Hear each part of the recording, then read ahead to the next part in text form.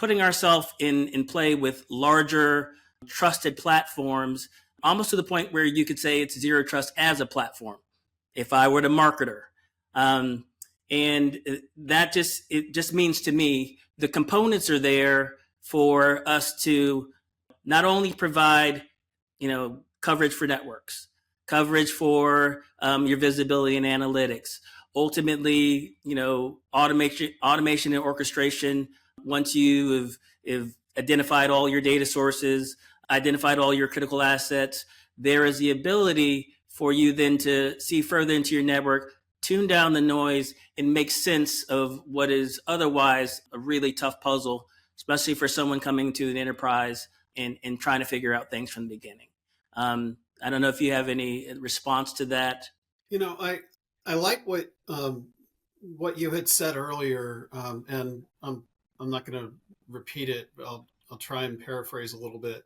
That the whole notion that we don't just trust you, that we don't just trust your device, that we need to have that zero trust is. Let's not talk about zero trust as if it's a technology, but let's really talk more about zero trust as if it's essentially a philosophy of how we're going to be acting as security practitioners, how we're going to be securing our organizations. We're going to insist that you prove you are who you say you are, and we're only going to adhere to the most critical components and tenets of information security, where we give you just what you need to get your job done, no more, no less. When we look at traditional networking and security, we've come a long way. We were back in the day, we were happy just to get them talking, and a network engineer or a system administrator who was deploying some technology in the environment would struggle, and they'd do things like throw the doors wide open just to get it to work. And then they'd walk away declaring victory and leave the doors wide open.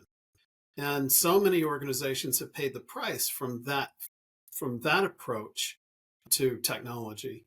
And that's, I think, a big piece of what organizations need to be thinking about as they're maturing their practices.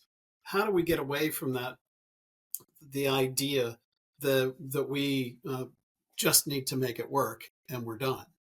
How do we make sure that security is involved with our initiatives, our technology initiatives from the very first, and that security goes hand in glove throughout those initiatives?